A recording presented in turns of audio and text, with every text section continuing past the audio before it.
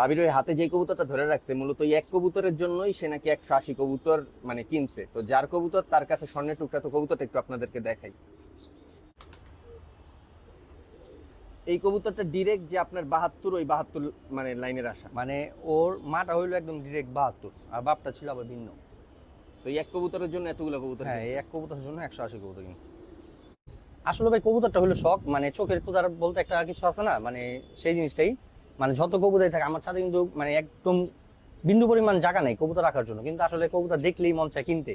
মানে এটা ছোটবেলা থেকে অভ্যাস তো।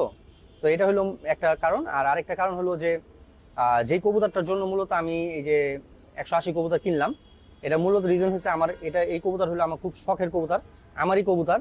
তো এই কবুতরটার বাবা মা যে আমার কাছে ছিল, তো মানে আমার এই যে 72 যে বলি ওই কবুতরের মেইন কবুতর ছিল আর কি ওর বাবা মা। তো আমি এই কবুতরগুলো থরে দিছিলাম, থরে ছিল। তো এক ভাই ব্রাদার আসছে আমার মতোই। তো সে বলতেছে যে ভাই এই কবুতর দুইটা আমাকে সেল করে দেন।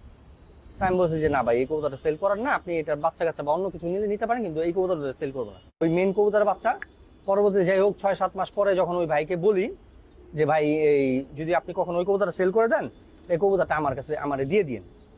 তো পরবর্তীতে মানে ওই এক কবুতরের জন্য মানে পরবর্তীতে মানে উনি কবুতর সব মানে বললো যে ভাই আমি ওই কবুতরটা সেল করব না। পরবর্তীতে হুট করে যে ওনাদের ছাদে মেবি কোনো একটা প্রবলেম হয়েছে বা কবুতর দেখশন করার জন্য মানুষ নাই, পরে হুট করে বলতেছে যে ভাই আমি সব কবুতর সেল করে দিব। তো মূলত এই এক কবুতরের জন্য এই 180 কবুতর নেওয়া।